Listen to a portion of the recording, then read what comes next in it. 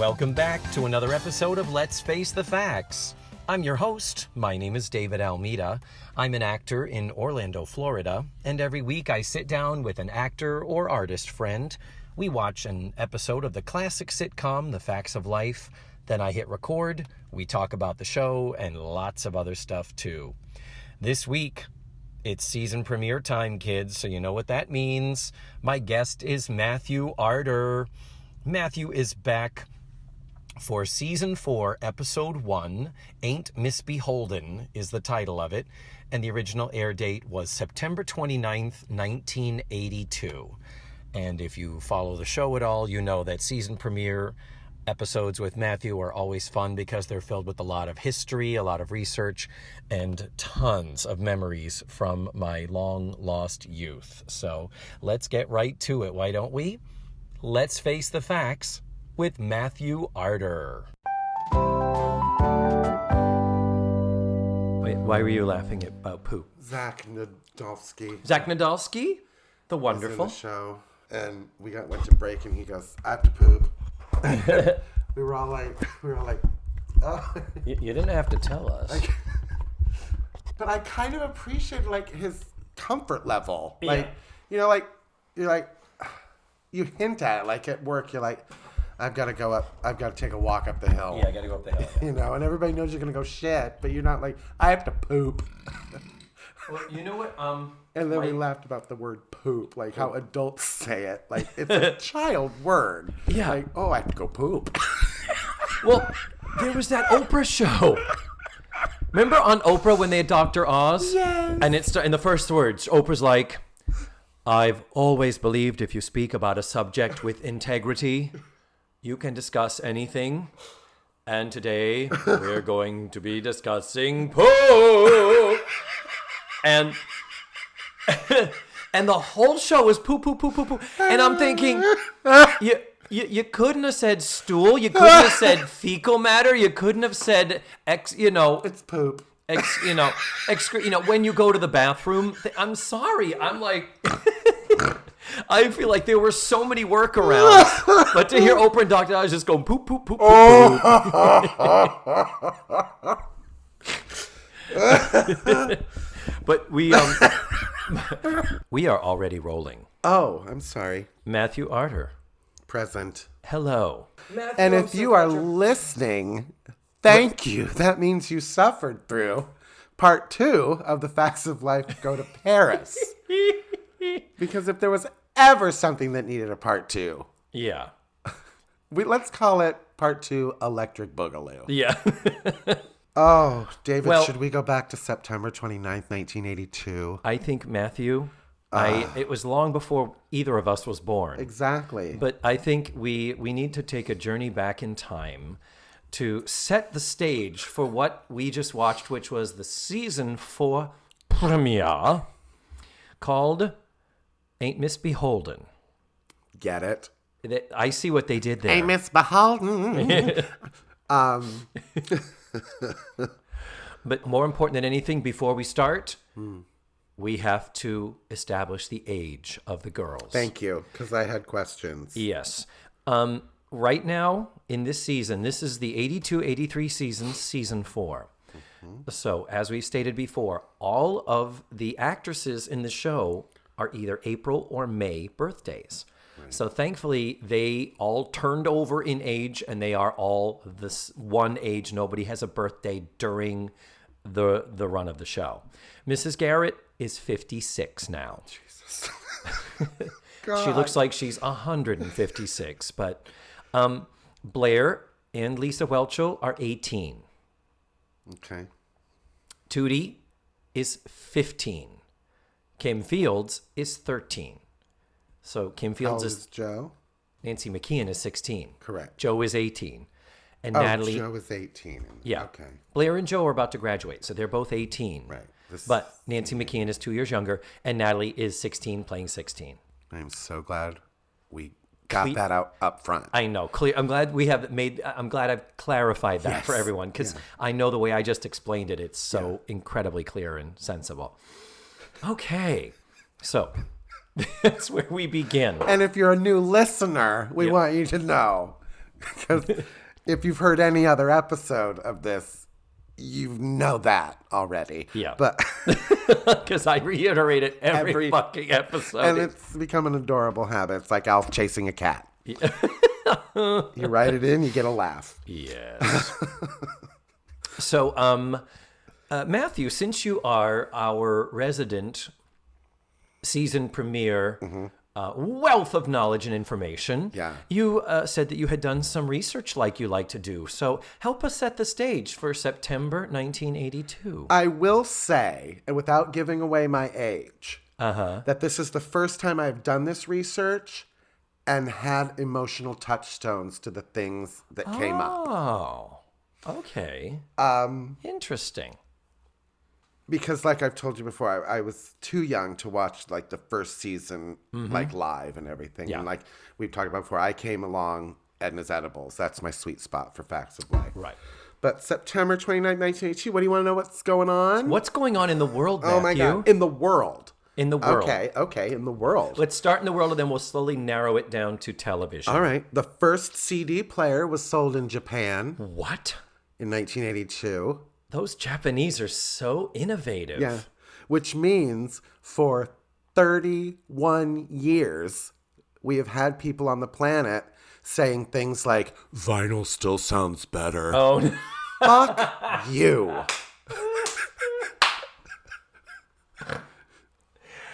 It is a digital recording of Ethel, Merman, and Gypsy. The fucking vinyl from 1959 does not sound better. No. Yeah, oh, really? The hisses and pops? Love it. Is that character? Really? I'd rather hear the music. What else Which leads me to my question.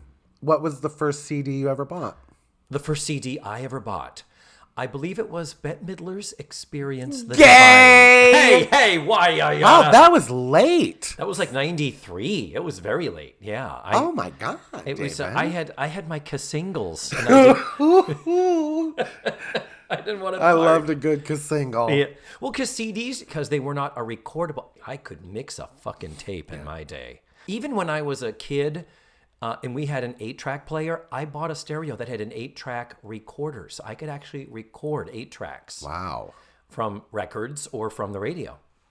Oh. Yeah. So to me, recordability was an important factor to my electronic media. Okay. So that's why. And then it still wasn't there, but then computers took over. And now it's just, oh, here, click, look at this YouTube link of this song. Yeah. It's so impersonal now. Yeah. Now, what was your first CD? Ethel, Merman, and Annie, Get Your Gun, the 66 revival. The only version, in my opinion. Time Man of the Year was The Computer. The Computer. Yeah. In 82. Yeah. I remember that. Yeah.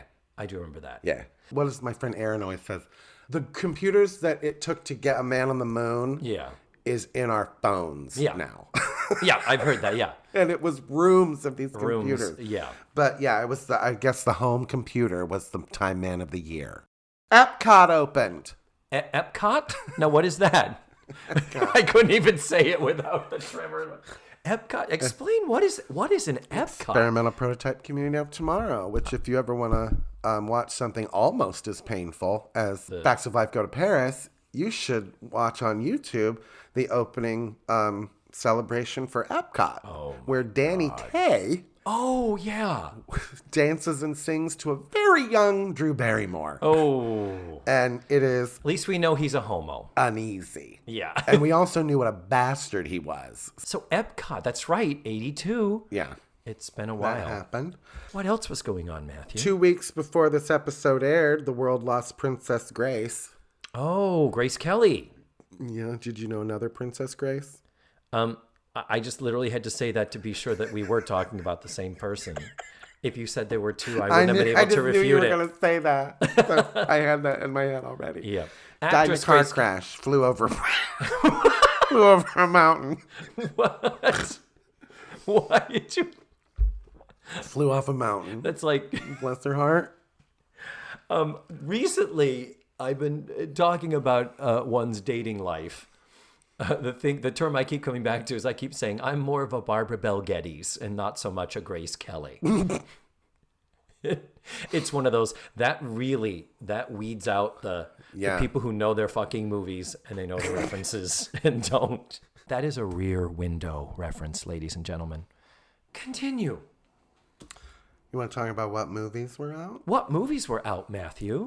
E.T. E.T. 82. Okay. That was like the biggest. Yeah. Until when? Like, until Titanic came out, I think. It surpassed it. You're right. It was the highest grossing film of all time. I don't think Empire Strikes Back or Return of the Jedi got near it. Yeah. And Return of the Jedi is 1 year later, is 83, I believe. Yeah. But yeah, no, E.T., and it was a phenomenon. Here's a little known secret. I have never seen E.T. I know. I Holy motherfucking shit. It's never been of interest to me. Wow. Annie came out, the musical. Oh my God. Directed by John Huston. The only reason to watch that is Carol Burnett. Agreed. Bernadette Peters is in it as well. Tim Curry. And then when they're not in the show, it's done. You're done with that. Yeah. It is. And Ryan King. Singing? Albert Finney. Her way through the show. Ish. The wonderful Aileen Quinn, who never worked again. She did tour with Rent, I believe. Yeah. Yeah. Enough said. Yeah. Carol Burnett told a great story when I was hanging out with her at lunch, dinner. You're having dinner with Carol Burnett. And like probably about 1,500 of her closest other friends. Yeah. Yeah. I didn't sit close to her. She was on stage and I was out, not on stage. But we're best friends, so it doesn't matter. I like to share her. Yeah. But she tells a great story about how they had to do retakes during that film. Uh-huh. And it was during the summer after she filmed it where she decided she wanted a chin. Mm-hmm. So she had plastic surgery, and now there's a scene in Annie where she walks into the closet without a chin and comes out with the chin. Best Little Warehouse in Texas movie version. Big Warehouse? Big year for movie musicals. 1982, when you think of it. Best Little Warehouse in Texas. Whorehouse. Yeah. The reason I call it the Best Little Warehouse in Texas is because I, as a little boy, was a very big fan of Dolly Parton. Yes. Because she was basically a walking drag queen.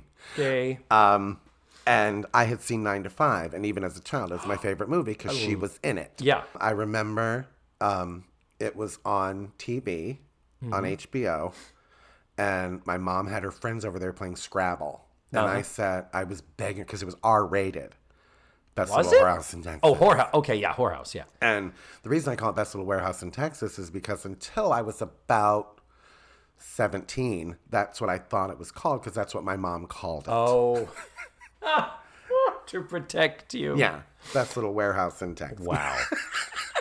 Awful. Continue. Well, I've saved awful for the TV shows that premiered in 82. We ain't even there yet. So, yes. So, what else? Rocky 3. Rocky 3. Rocky fucking 3 in 82. Yes. That means in 6 years, they went from Rocky 1 to Rocky 3. Okay. We haven't even have we gotten Empire Strikes Back yet? 81. So we did get Empire Strikes Back. But anyway, so a lot of movies. But this is the one with Clubber Lang, Mr. T. Oh, and this is also the Rocky 3 that brought us the wonderful hit theme song, Eye of the Tiger. Eye of the Tiger. Which I think a lot of people have a false memory as always being Rocky's theme from 1976, but it wasn't. No, that was all. Flying On. That was me. That was, but yeah, Rocky's theme is dun dun dun dun dun dun dun dun dun dun dun dun dun. So, Eye of the Tiger was released that year. This brings me to the music. What was going on in music? What was going on in music in 1982, Matthew? Michael Jackson Thriller. Came out. We've discussed because it came out in the fall. It was like really good. November.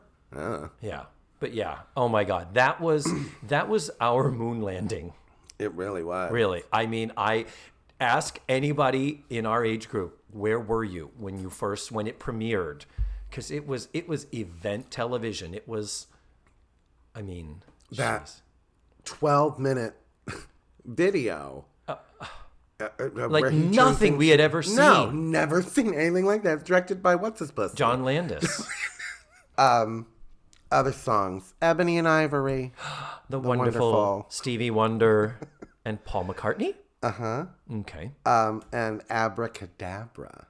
By Steve Miller Band. The one, I loved that song. Yes. You want to talk about what was on TV? Because this is where shit gets real. Because like I said, this is the first time I've done this research where I've had an emotional connection to the things. Okay, do it. All right. NBC is just starting. Yeah. It's the dawn. It is literally the dawn of must-see TV. Of NBC taking over the world. Yes. Yes. And you can see it. It's in the future. You can see it. It's so true. That does not mean there weren't some turds. Of course sprinkled in the Rose Garden. Uh-huh. There was definitely some manure. I believe the word you mean is poop. Square Pegs was on CBS. Oh, yeah. Shows that premiered. These are shows that premiered fall of 1982. Yes, some of them, I will admit, just because it's such a pain in the ass to find out how, some of them were mid-season replacements. True. So, Square Pegs, which was for our younger listeners, or older, I guess. Yeah. Was the 80s version of My So-Called Life, basically. Oh, yeah. With Yes, wonderful it was. Sarah Jessica Parker, who has a face like a foot. That was on CBS. But at least she had glasses on. Ugh, I don't get it with her. Poor man she's married to. Newhart. Newhart, the second Bob Newhart sitcom, and in many circles more beloved than the original. Oh, completely. I will admit, I didn't really watch it. Not because I didn't like it or didn't want to. I just had other shit that I was into. All right. Yeah. I thought it was too adult for me. Like it was a grown-up comedy show. A little bit, yeah. Because I didn't get, when I was a kid, Bob Newhart's brand of comedy. Yeah. So deadpan and so... Which is weird because I love B. Arthur. But I think just because he was a guy, I was like, meh. Yeah. But I did love Julia Duffy in it. Yeah, I barely remember it. But it has, that it has the greatest final episode of any television show. That I'm aware of, yeah. No spoilers. No spoilers. If you haven't seen the 40-year-old final episode of Newhart, we don't want to kill Suzanne Pleshette, paging Suzanne Pleshette. Bob. Put her on a respirator to get her into that one. The A-Team showed up on NBC. That was in the spring. That was a mid-season. Yes. Okay. My research tells me that. Yes. Ace Crawford, Private Eye. The wonderful Tim Conway.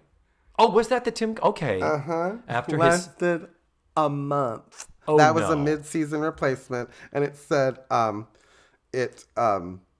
no, it was an 82 summer replacement. So it came in early summer 82. It didn't last beyond the fall. And it said it played from March to April of 1982. Wow. And that was after his failed attempt at his own comedy variety show. Yeah. After Burnett went off, the Tim Conway. It was an hour, then it was a half hour. What else was on? Gloria premiered on CBS. Gloria. Didn't last long. No, it didn't. I watched it, and it wasn't very good. Suddenly realized why Gloria was popular is because, she was on a popular show.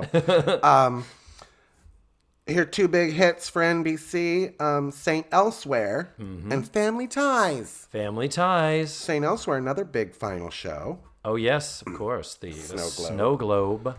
Which I think a lot of people felt gypped by a little bit. Yeah. Because that was really adjacent to It Was All a Dream. Yeah. A terrible dream or a wonderful dream. Cheers.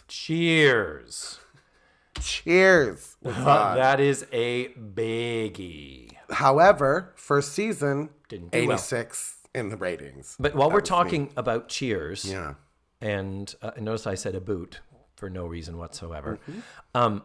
May we also continue in this vein of particularly highlighting NBC?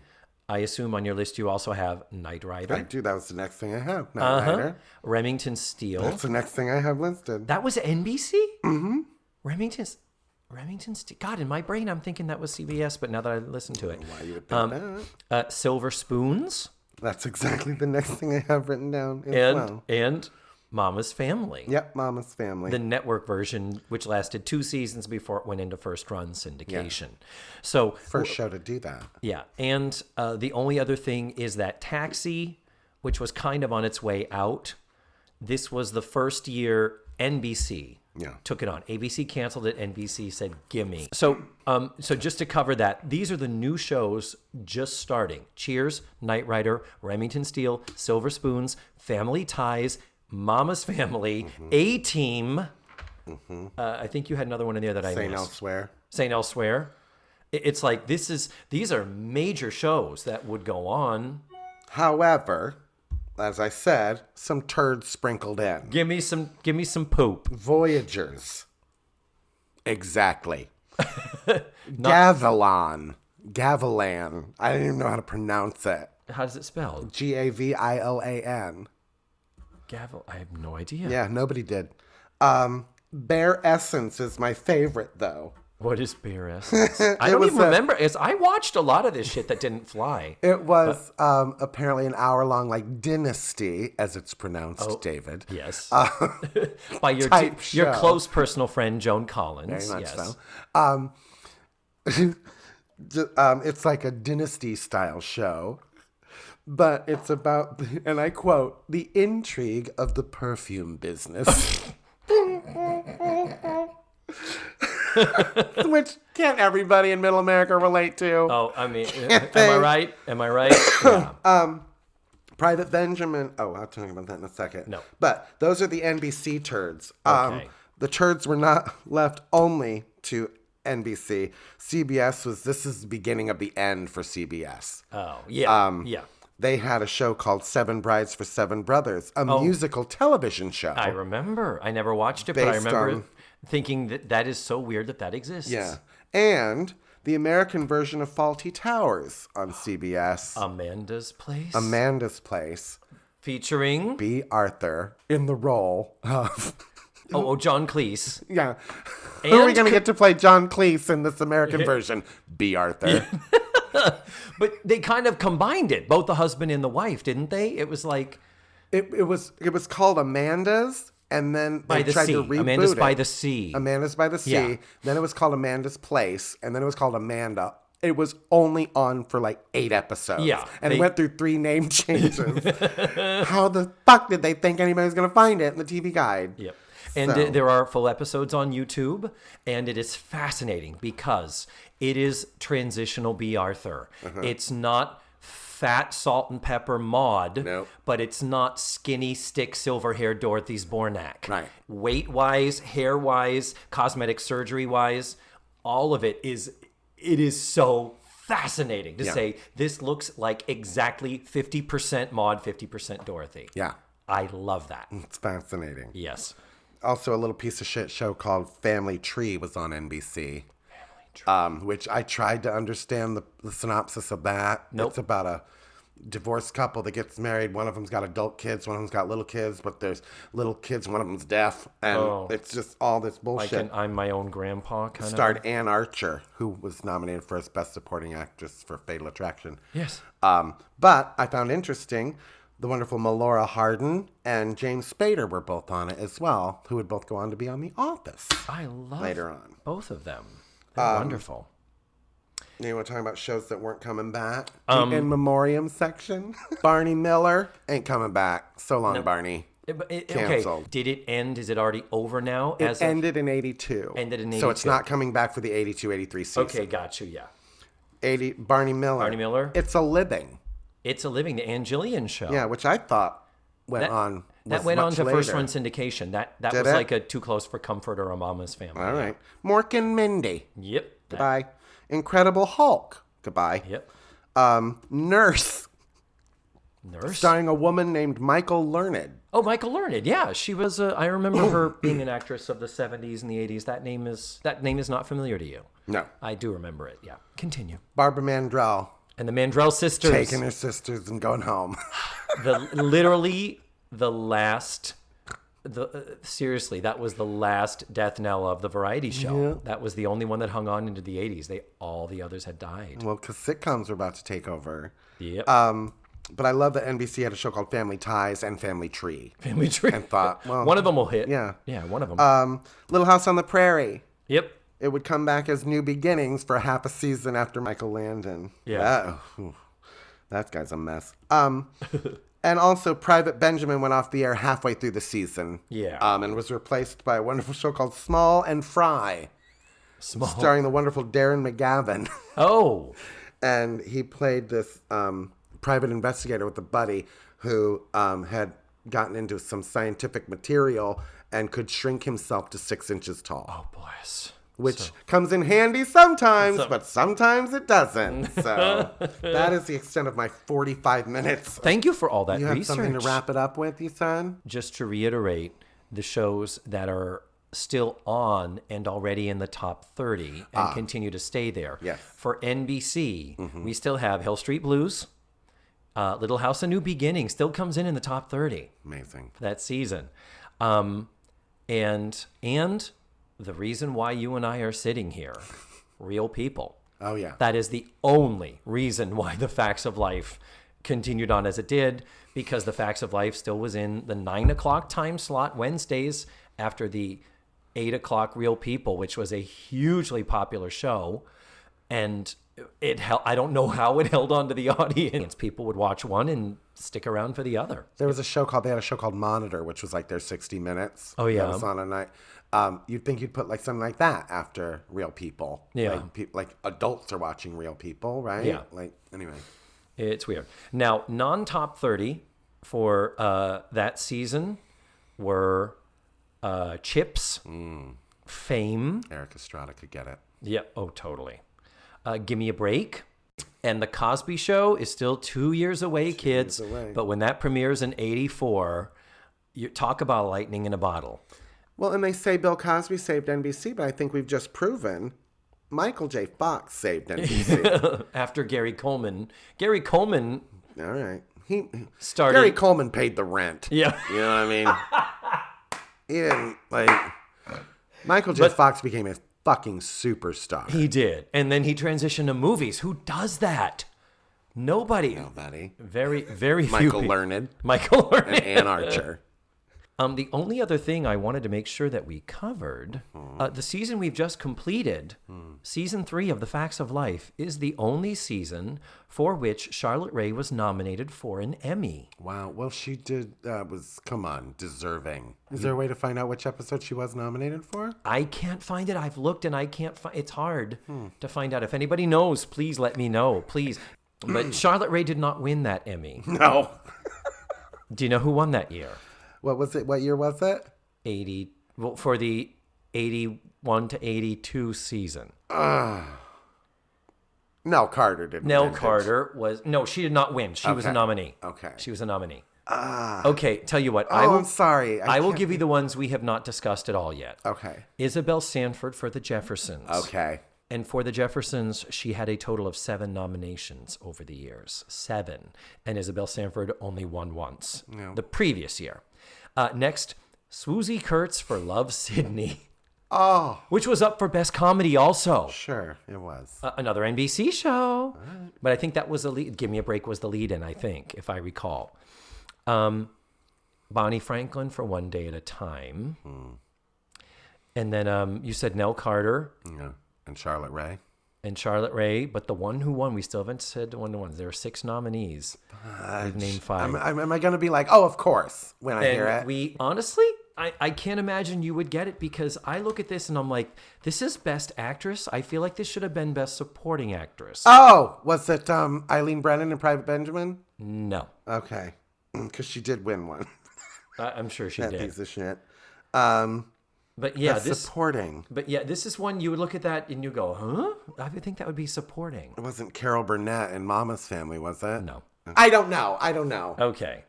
And we're already at an hour. I know. I know. I want to draw this out for another 10 minutes. Okay. It was Carol Kane for Taxi. I never would have gotten that. We did talk about Taxi. We did, but I never. Carol, I'm like, Latka's wife. I mean, really? Yeah. I mean, Mary Lou Henner was the lead actress on Taxi. Carol Kane was added later. And it wasn't even a guest spot? Like, was she on every episode, Carol Kane? Eventually, yeah. She just wasn't one of the original. She was like a Frasier. She came in later as a regular. A Lilith. A Lilith. True. Anyhow, so yeah. So how about we start talking about the facts of life? That'd be great. We do this every year. I have to work on Monday. And so season 4, episode 1, Ain't Miss Beholden.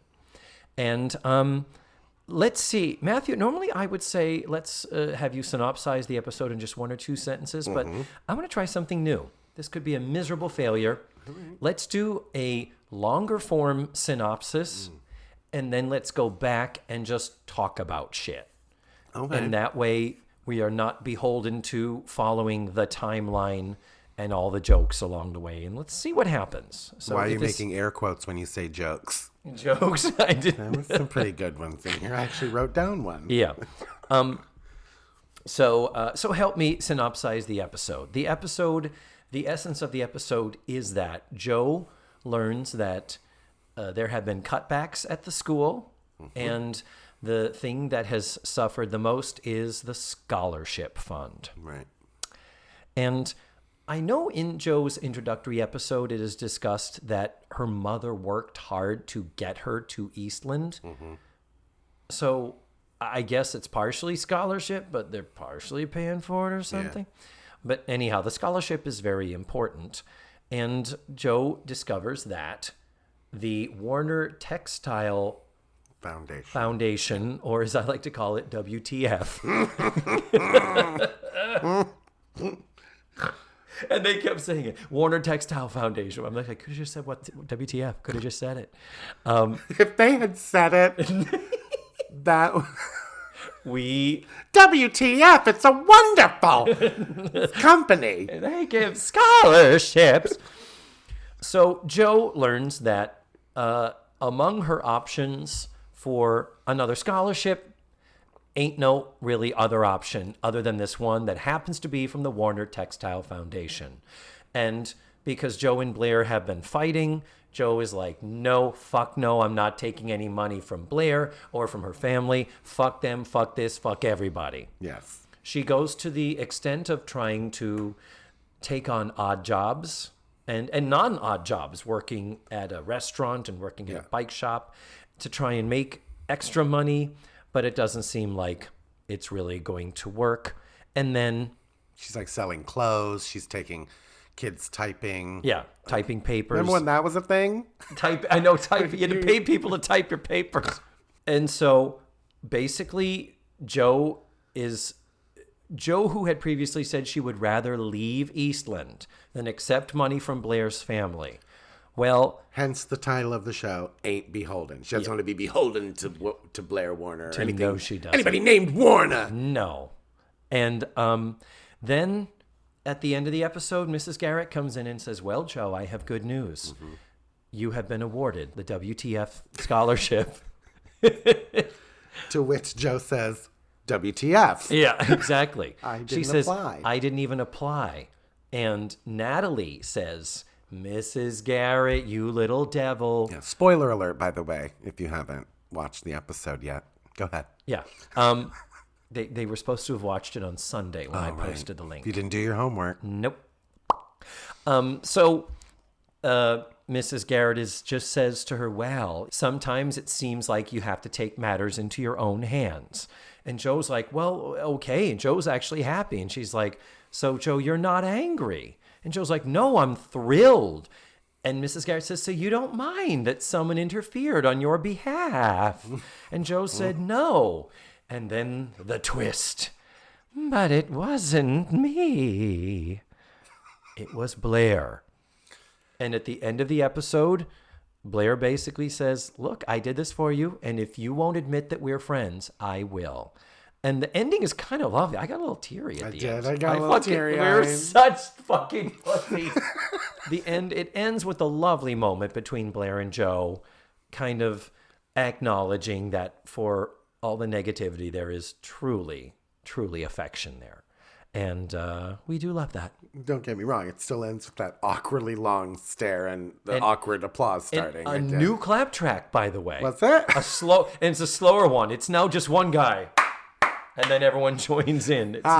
It's not the two uncoordinated people. It's the warm-up guy. Yeah. Oh, no. There's no audience. But it is a new clap track, but a clap track nonetheless. So we had so many things to talk about in this. First of all, the opening theme.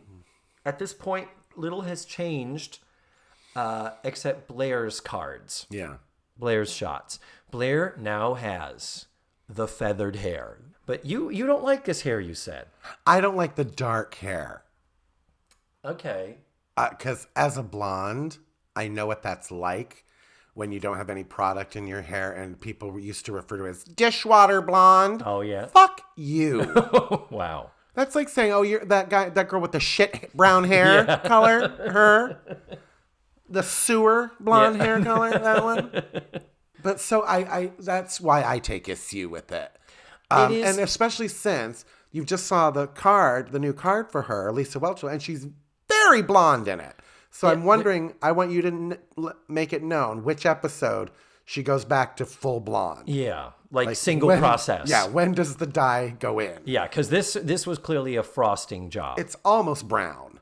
I don't think so. It's just really is. It's just a much more toned down blonde, and it's a very cool blonde. It's like that Florence Henderson where it's almost grayish. But it's not icy or anything. It's not. Yeah, it's not as warm as the previous blondes. But anyhow, yes, we have a different hair color. I like the style though. I like the feathering. All right. I don't mind it. And even getting into like the first Edna's Edibles, like coming into next season too, where they pull up the length a little bit, this is working for me. And it is amazing how with feathering, that means there are layers and there is technically less hair on her head. Mm-hmm. And yet it is still just as big and ginormous in volume. And she's still just as beautiful. God damn it. God, she's gorgeous. God! We have never, ever not said that. First time new thing, and Nancy McKeon as Jo. So I'm assuming that there were some contract negotiations before this season. Yeah, no, there was one, a noticeable one, I think before season 6, where there were actually a couple of episodes that she's not in at the beginning. Then they broadcast them out of order, so you kind of didn't notice. But yeah, there was a full thing, and they talk about it in one of the documentaries. It's still very cryptic. All right. But none of our business, really. No. How much she made. No, not really. But I would like to know. Me too, yes.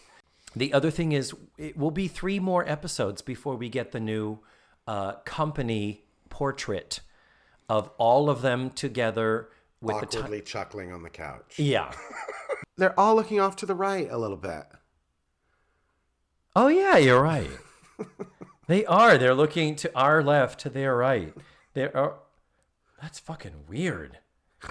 And it's a low camera angle, and Blair and Jo are leaning down. It is my least favorite of all of them. It is so completely contrived and unnatural. And like even Mindy Cohn, like the ha ha ha ha, her shoulders go up and down. Who the fuck really laughs with their shoulders going up and down? Mindy Cohn. Mindy Cohn. Wait, no, she doesn't, because we watch her laugh in every fucking episode. Oh, snap. Oh, snap. No. To my delight, Mindy, you're listening, my dear love friend. you, Mindy. We love you. So there's that. And then we're just talking in generalities. Mrs. Garrett's hair has once again transformed into another level of hideous. What is happening? She is a woman of a certain age that is refusing to admit that she is a woman of a certain age. And there comes a time when women have to cut their hair short. I'm sorry if that sounds sexist. I know. But it just... But we saw how long it was in Facts of Life Goes to Paris, how it was like down to her breasts. It was like... her breasts were pretty low. Yeah, so. That's why the hair was really long. So it was hair down to her knees or breasts, tomato, whatever, same. But the fact is that she had that more deflated-y hair with the ponytail. Well, our hair is still deflated here, but now the knot, the bun rather, that is now is literally a knot, and it is tiny. Yeah, it looks like it's like a balloon knot. It's like. And I don't mean that in the dirty sense, Matthew, because I know that's exactly where the fuck your brain went.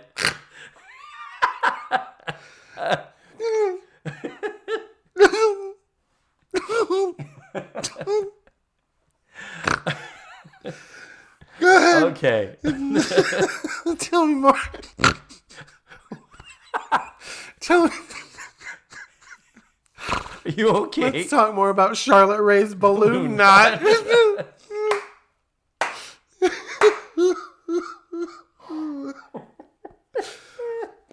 But it's like the bun is tiny. Do we get to a point where you like her hair? There is a point where it's cut above her shoulders, as it should be, as any woman of a certain age, it should be. But anyhow, this Let me just for equal opportunity, there's a certain point when men should not dye their hair either, agreed. ladies. So Agreed. I'm not just being a bitch about women. Yeah, I'm sitting right here. I know. I was looking at your head. Wow. Anyhow, so that's just the thing about the credits and their appearance and everyone else. Tootie's hair is the same. Joe's hair is the same. Natalie's hair is the same. Natalie, quite svelte. Yeah.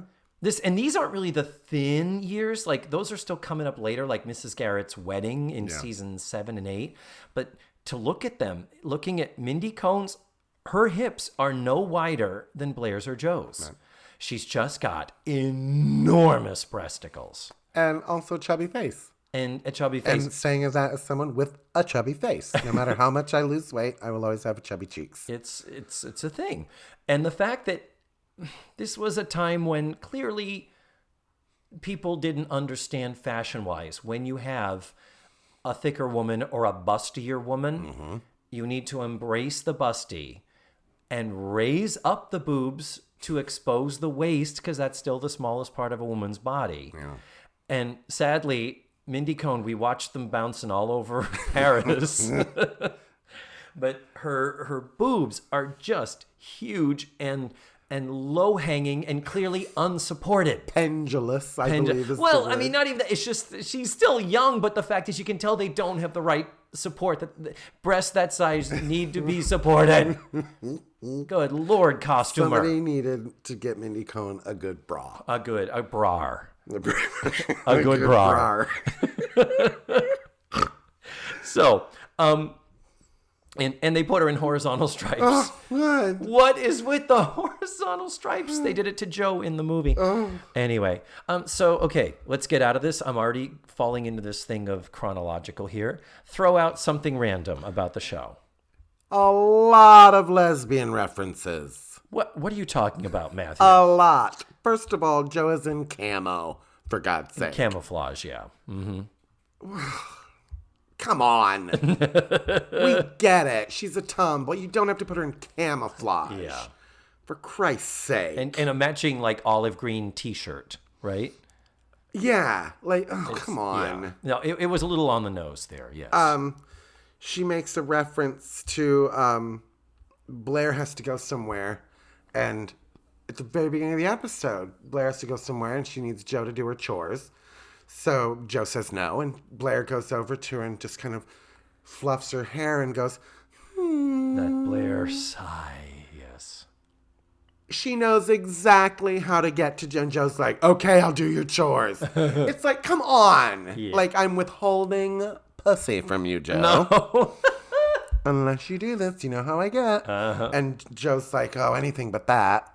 The tree reference was there. At one point it was... I probably have to suck up to her family tree. Yeah. Or I'm not doing anything to Blair's tree. Yeah. I think Natalie kiss her family tree. Yeah. To kiss. I'm not. Yeah. So there's it's like, okay. And then to which Natalie replies, you just have to rake a few leaves. Trim a few bushes. Innuendo is insane. She talks about being untucked. Yeah, that's right. Yeah, Tootie says, don't you have some money tucked away somewhere that you've forgotten about? Yeah. And Joe says, no, I've untucked everything. Everything. And then she says, when she finds out about the thing, she says, the American dream. You work hard, you get the shaft. Yeah. So, okay, a lot of lesbian reference, a lot of them, yeah. Or diesel engine sound effect. And again, the vaudeville writers, when Joe is selling her stuff, the vaudeville writers, what do they pull out? A Nixon sweater to show them out of date. Yeah. a Nixon. Because she's referring to how old the clothes are, but come on. Yeah, really. I mean, it could have said Coolidge. Come on, it could have been, Dewey wins. Make a real good joke. If you're gonna do that, make a joke out of it. It could have said all the way with JFK. Yeah, like for Christ's sake. Truly. But Nixon was the choice that they made. Yeah. Because it had only been out of office for 8 years. Yeah. And that's like an Archie Bunker reference. Again, guys in their 50s. Yeah. It's like, what the shit? What teenagers were talking about Nixon in 82? Talking about the sweatshirts that she was selling, and among the other odd jobs, she was doing laundry for girls. And the girl who comes in that we learn this about is she's doing the laundry of Terry Baker, whom we have met twice before. Have we? Terry is the African-American student. She was in the Who Am I episode, where Tootie brings together a group of African-American girls to try to connect with her ethnic roots. And the Jermaine Jackson. She's in the Jermaine Jackson fan club. She's the one that came back. And Terry, this is her third of 5 appearances total. She will be back twice more. Good girl. And I like her. Her name is Cheryl Epps. Pretty. She has these 5 appearances, and preceded by that, she was on 1 episode of Benson.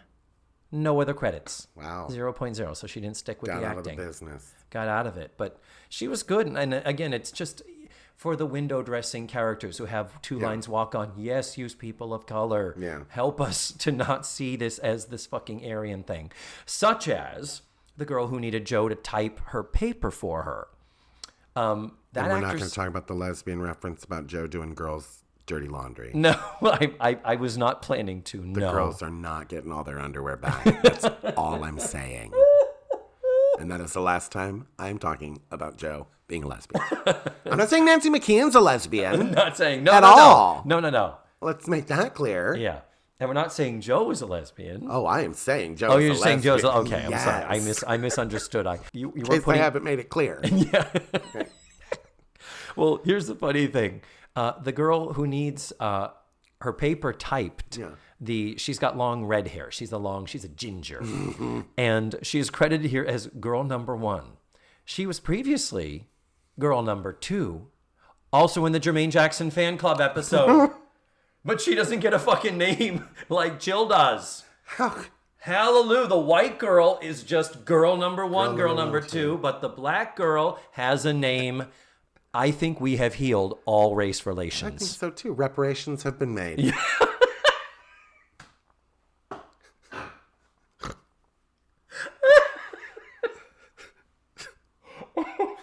Oh, racism is funny. Isn't it? Oh, God. Do you know how much it costs? Blah, blah, blah. Yeah, I was hoping Natalie would say when she's asking Blair how much it would, or Joe, if she knew how much it costs to go there, or Blair. Yeah. She's asking, do you know how much it costs to go here? I was hoping she would say. Yeah. Like, give us kind of an idea. Yeah. That moment where. But I loved it. It must be expensive because the joke was, do you know, my dad reminds me. Every month, how much it costs every month, every week, every day to come here. Joe can't make it through lunch. I know. That was a funny one. Yep. And again, that Natalie, not Jewish humor. That the idea that I've got a Jewish dad who keeps reminding me the money that you're costing me. I'm out fucking my girlfriend behind your mother's back, and when I should be performing surgery. Doesn't he die soon? It might be this season. 17, season 5, episode 17. So he's got a year and a half to live. To remind her of how much it costs there, yeah. We have this interesting sitcom trope that does happen.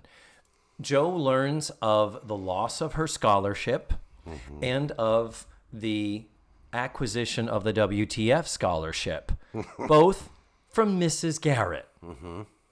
Not by a registered letter saying, we at the Eastland School are... Right. Mrs. Garrett does, I think, hand her something. But the fact is, it's like, well, Joe's not going to get her scholarship. Edna, would you hand her this letter to tell her to go fuck herself? It's like the idea that we had this happen the other week when Joe came in to tell Natalie that she was no longer the editor of the paper. And they did kind of half try to justify it in Read No Evil.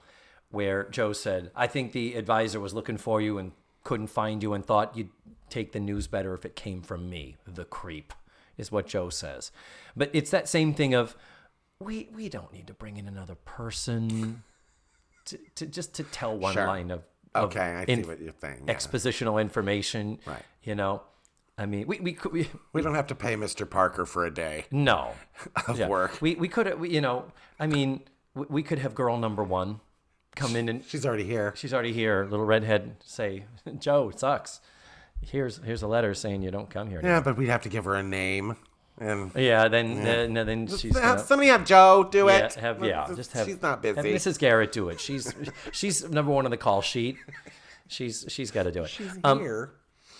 We can take it out of her hair and makeup time. Speaking of which, okay, so much blush. Yeah. We're still since season 2. Mm-hmm. Who the fuck is doing this makeup? There's no excuse for it. Granted, Blair is 18 now. She's a woman, still wearing a 40-year-old. She's got like Joan Collins wore that much fucking makeup. Here's what I wonder, and tell me if I could be wrong. Are we seeing it differently than it aired on TV? Like, you know what I mean? Like, is the picture quality? Oh, I see. Like, are they painting her for 80? They're painting her for 82 television, which was broadcast brightly and blurrily. Yeah, I see what you mean. So now we're seeing it like in 4K. Yeah, where we can see if she's got some between her teeth. Like, well, the quality of the picture is not that good. I mean, it's still pretty lousy. I'm trying to find a reason for it. But no, I'll give you that. You look at the movies from even, the teens and the 20s, and you can see the men have it caked on and lipstick and eyeliner. Yeah. Because the lights had to be so bright for film to capture an image that they'd be all washed out. They'd just be these ghosts. And like the lipstick is blue. Yeah. Like it's true. Like, it's still very true. Black and white film, they had like brown around their eyes. They had to really cake it on. Maybe, I guess, and maybe, I mean, I was in high school in 1983. 82. Literally, this show is when I was beginning my freshman year of high school, and my sister was 3 years older. My sister was a senior when I was a freshman. It's like girls wore makeup. They wore some mascara and some blush, but Wet and Wild. Some lip gloss. The Walgreens Wet and Wild brand. But I'm like, did Meredith Baxter Burney have this much paint on in Family Ties? Edith Bunker sure as fuck didn't have this much makeup on. I don't think Jean Stapleton wore any makeup as Edith Bunker. But I haven't watched an episode on like a 4K TV. Not that would show up in 4K, but you know what I mean? Like, yeah, I'm sure you can see like base and like powder and shit on her. I mean, maybe. I don't know. I will say I'm trying to find a benefit of the doubt for these bastards. So I am with you that is certainly looking. That could be it. That somebody thought, well, we have to paint them because they have the big TV lights on them and stuff. So, but maybe Joe's not wearing eyeliner. Like Blair Joe doesn't have a smoky eye. Yeah, but Blair does. Yeah. So I mean, their character choices with their makeup as well. But like, a little bit, but the colors seem to be. The same. Yeah, sure. Yeah, but the color palette. But yeah, I'll give you that. That maybe this was at the time what they thought. What else about the show, Matthew? I have a couple things for Tootie. I have a couple notes for Tootie. Talk some Tootie notes. First of all, she's bussing the tables. And then leaves all of the dishes on the table that they are sitting at. Oh. Like they've. Yeah. Just. Yeah. They think the dishes are plastic though. Yeah. Remember that one. Yeah. That one episode where it's like, we broke a dish because. What was it? Who was mad? Joe or Natalie or somebody was slamming them. And they had an ugly patterned ceramic dish that got broken. It's like, why would you have ceramic at a fucking school cafeteria? So now suddenly they were plastic. Do you know how much it costs to go to that school? How much? I have some idea. So I didn't really like that. That's a stupid thing. And also when Natalie tells Tootie, go make a sandwich. Yeah. And then the action does move into the kitchen. Yeah. I guess it's maybe a sitcom trope, but if you're like going to make yourself a sandwich, do you really get out a plate for yourself and like lay different cheeses on a plate that is different than the plate that you're putting your sandwich on? It's like she's making herself a buffet. Yeah. A sandwich buffet to sit on 2 plates and then doesn't even get to eat it. Yeah. Yeah, it's true. Because So they make a joke out of her moving it from one. The argument moves near her, she moves away, and then at the end, Joe grabs the sandwich. And there's clearly 8 slices of Swiss cheese on this plate. Yeah. And It's like Natalie with the Oreos that she somehow moved from the bag to stack them on a plate with a doily underneath it. And it's like, who does that? That's a sitcom trope. For the party. Yeah. The sitcom trope, exactly. What else do we have to cover? I've covered a lot. Costuming. We briefly discussed Natalie's horizontal stripes. Yeah. We have not discussed Mrs. Garrett's ugly ass gray skirt. This is the beginning of that. Maybe I'm wrong, but I feel like it's the beginning of that Jordache kind of like preppy look. You know what I mean? That was already starting, yeah. And the pleated skirts. Yes. Why? It's one of those things that you want to go back in time and stop somebody. Yeah, because it's like you don't want more fabric that makes a pear-shaped woman look more pear-shapier. Theoretically, I get it. Yeah. Like you put pleats on it because it brings things into your waist. But if you don't have a waist, those pleated things are just wrong. Yeah. And in both cases of, Blair is wearing her early on in the episode. Blair says, I don't want to get anything on my blouse. Like she's being careful with how she's doing her chores. She names a designer, and I don't think it's a real designer. Yeah.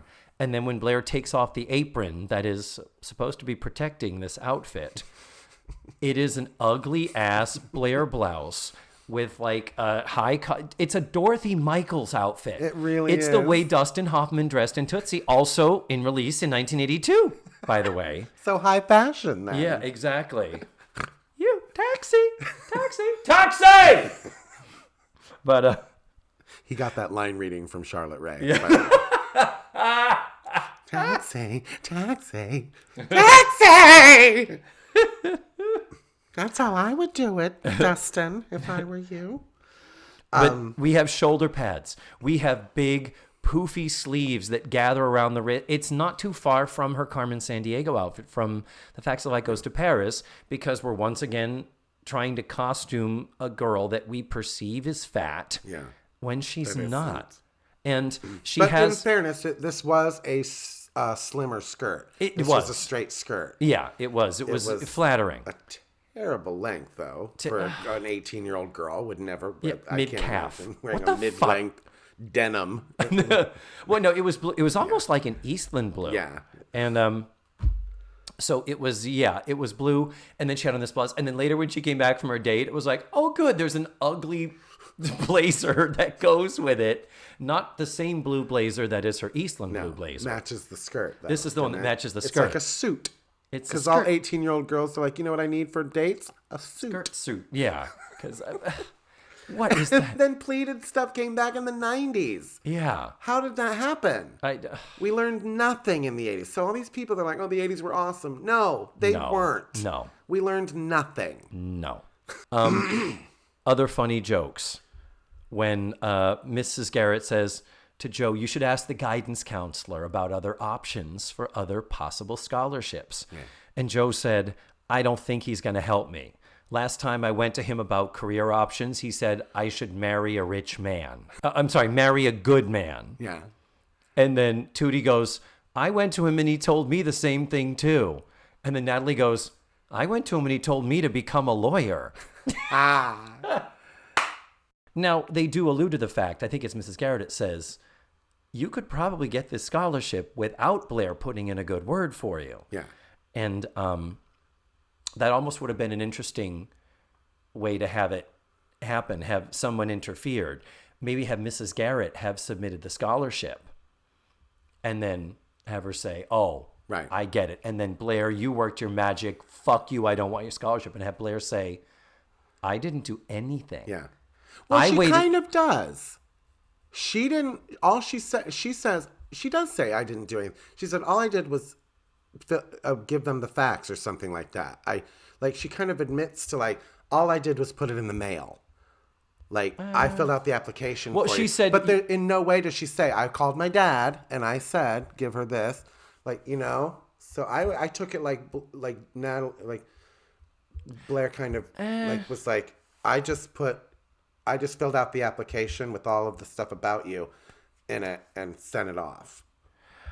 I mean, We watched two different episodes. Well, the dialogue. Here's the thing. Here's where I think you're getting. Here's where I can understand you might be confusing some stuff. Here's where I think you're being stupid, Matthew. Okay. Okay. I do see your point, Blair. We just re-listened to this. Blair says, "I didn't do anything you couldn't have done yourself." Yeah, but she didn't pull the Blair cards. She didn't. Yeah. Pull. It would have been nice if it was clearer to have her say, I was going to wait and see how the scholarships came about, and then I was going to call and or even better still, have Blair say, when I went to make the call, it was too late and they had already awarded the scholarships. There you go. And guess what? You got it. And you didn't need me. Yeah. That would have been fucking awesome. We gotta mark that down for the time machine. Time machine. There it is. For the time machine punch up, script punch up. We have some newts, as you say. Have a few newts. Okay. Mrs. Garrett, we forgot to continue our ugly costuming. Mrs. Garrett is wearing the hideous light gray. Yeah. Light gray skirt, and then 3 weeks later, when Joe says, I've been working like a dog for 3 weeks and I still haven't saved enough money and this isn't going to work, Mrs. Garrett reappears. Same skirt, but now with an ugly jacket. Yeah. Matches. Different blouse. Different blouse, but same skirt 3 weeks later. And it just is not, it's tailored, but it's just not flattering. It's like she went to Sears. Yeah. Which in 1982 that was the shit, valid man. thing. That's where you get, I got my school portraits there. Went to Penny's.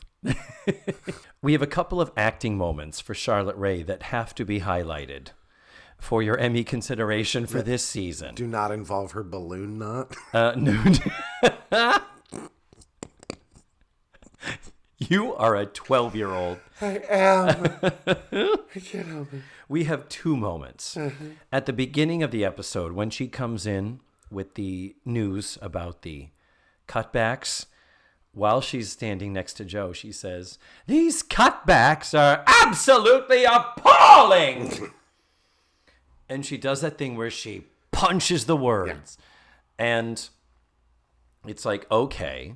And then later when Blair reveals that she got the scholarship and Joe is mad at Blair, she says, "I told you I didn't want your crummy scholarship." Yeah. And Mrs. Garrett walks up and says, "It's the same crummy scholarship you were thrilled with a minute ago," and throws her hands up in the air. And it's like, as high as she can in that blazer.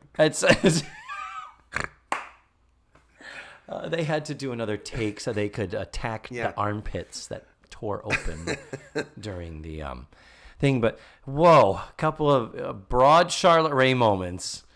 That was probably best she didn't win the Emmy, because to follow it up with this and the facts of like Goes to Paris would have been like you would punch that line if you were saying that. If I was saying that to you, you would punch that word. That's the word that would get the But that's the same scholarship emphasis. You were just thrilled about. Yeah, you were just thrilled about that scholarship. Yeah, but you were just David. Yeah, you were just thrilled about that scholarship. Would never come out of my mouth, regardless of She's a wonderful comedian. Yeah. Regardless of pitch. Yeah. Maybe it's a pitch. It's a volume issue. So I think I've covered all the bits and pieces that I wanted to talk about. We just need to touch upon the end of it. The end of the episode is so fucking sweet. You wish that the earlier part of the episode didn't have them acting so literally like, well, I hate her. I'm not going to take her scholarship. Yeah. When Blair... Are we still there? Yeah. with Joe and Blair. Exactly. How many times last season, in talking about the episode, were you like, once again, Blair shows her heart and her true colors and her friendship. And Joe's still like, this bitch. Yeah. Really? She's taken care of you a lot. Yeah. Like as a friend, not just monetarily or whatever. Like as a Agreed. friend, she's really been there for you. Yeah. The past year. The past 2 years. Yeah. And Joe does say, well, you made me mad. There is that sense of Joe still having that chip on her shoulder, that Bronx thing. I'm not defending it. Right. I'm with you. Particularly because when it first comes about to Blair that the scholarship is, they even say, don't you know that your family gives a scholarship? And she was kind of like, that's so like them. Yeah. Or something like, no. We're very generous. Yeah, they would, wouldn't they? Yeah. So when that comes about, she turns and is like, oh, well, Joe, we'll take care of it. She starts kind of playing that lofty fake Blair thing. And Joe goes to DEFCON 5 with, fuck no, I'm not putting up with this, and I'm not going to be beholden to this. Ain't gonna be beholden. Hey, baby, holden. I'm saving all my holding for you.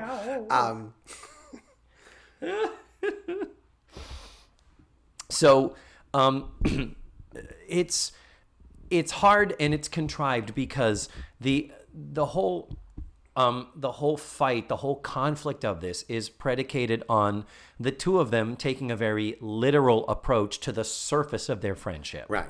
As opposed to, we live together, we are friends, and you can help me, and I need help. Joe, I'm not saying it's easy for Joe to ask for help, but she's not the same girl she was 2 years ago. No, and how many times in the last season, did Joe say, hey, I'm hanging out with these other friends? Yeah. Not once. No. She's your best friend, Joe. Yeah.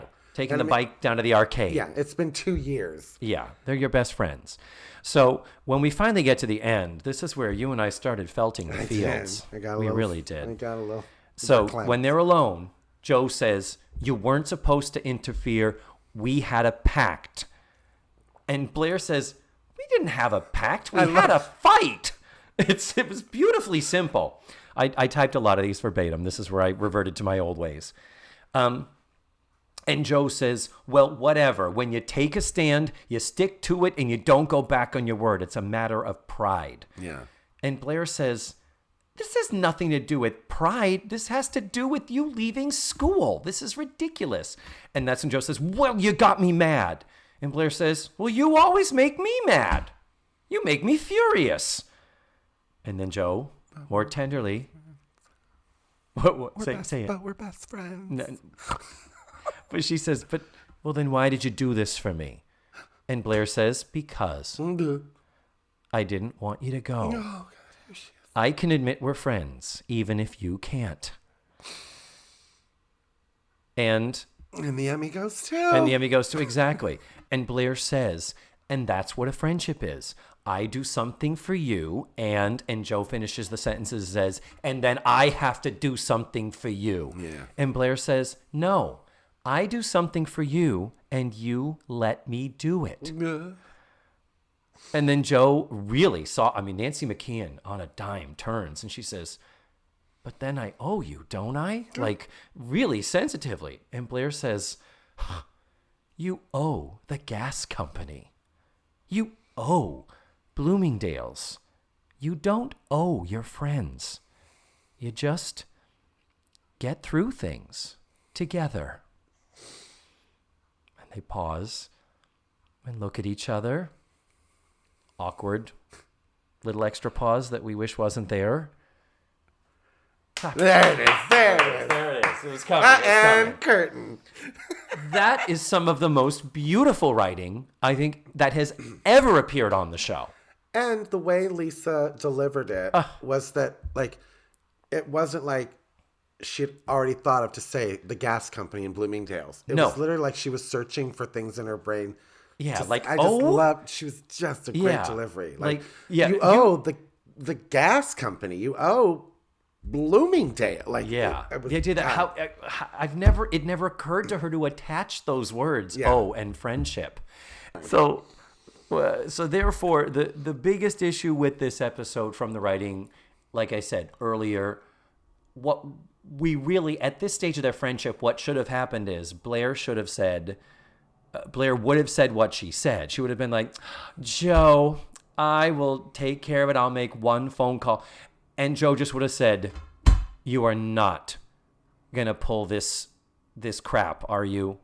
I am not going to be beholden to you for this. I have to know if you do this that we're going to be square, that you're just doing this because you want to help me. As opposed to, this is now a conflict and I'm mad at you and I'm going to take on odd jobs and raise the money and fuck you.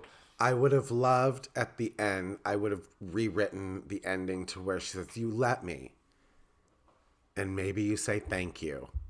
And then Nancy McKeon turns on the waterworks and says thank you. That would have been a sweet ending for me. Oh. That would have been a nice balloon knot at the end. A little, to tie it up. Tie it up, as it were. Tight little balloon knot. Yeah. But it's that thing of Joe being like, there's still so much of Joe going, fuck, I'm learning to be a better person. Yeah. Fuck, this person is my friend. I have to admit that. And now in my memory, it all changes, and it's the acceptance is through this season, I think, because if I remember correctly, there is a very tender moment between the two of them when they go graduate high school. Yes. Or is it graduating from Langley? No, it's graduating from this. Yeah. Yeah, They don't show the graduation. They show the two of them freaking out. And Blair, once again, being the better friend, has a real tender moment with Joe. They have two moments. One of them is in the one that we love, the take my finals, please. The overnight. There's a point when Tootie and Natalie are asleep, and both of them, it's like, do you ever get scared? These are our finals. What's next? Yeah. There's that. But then in the graduation episode, they're about to go in. Everyone's there just in the lobby. It's like, we're here. Can you believe it? No more cleaning up dishes. No more listening to Tootie and Natalie. Yeah. No more of having to serve the food. And no more this. And then there's a point they stop and they just go, no more. Ugh. Fuck. But they're going to end as edibles. I know, but the show's not over yet. We're going to contrive some of the most unfathomable, stupid shit to get them under the same roof for 5 more years. There comes a point where you're going to watch this and say, please, no more. Yeah. Well, my darling. I'm sorry. We will have you. You've got a lot of editing to do. That's okay. I love this. So, as always, thank you for coming. Thank you for making the long and lengthy trek. Thank you for your research and your time and your expertise and your humor. And I adore you, Matthew Arter. We'll see you soon. Bye. Mwah. Oh, that voice. Ugh.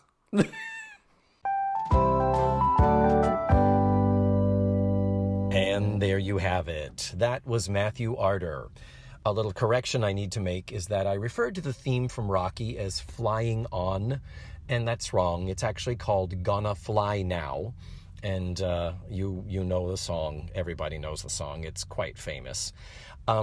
Also, I talked about which episode did Charlotte Rae get her nomination for her Emmy. Well, thanks to the Facts of Life fans Facebook page, moderated by a wonderful font of knowledge named David Davis, he tells me that the episode was Give and Take. The episode where she had to take on the side job because her pension fund went bankrupt. I was really hoping that it was going to be for Read No Evil, just because I liked the episode better. But, oh well, okay. If that's the one she was nominated for, so be it. Cannot change history. Other than, of course, our time machine notes that we give the writers every week. What else did I mean to... Oh, we talked about Michael Learned. I neglected to remember the most obvious thing about her. She was very well known in the 70s because Michael Learned was the mother on The Waltons. Duh. I didn't really watch that show, but I should have known that. Can't believe it just slipped my mind during the show. Next week, I'm going to be watching Season 4, Episode 2, entitled The Source. And I'm going to have another very special guest. In the meantime, thank you so much for listening to this week's show. And remember, the facts of life are all about you.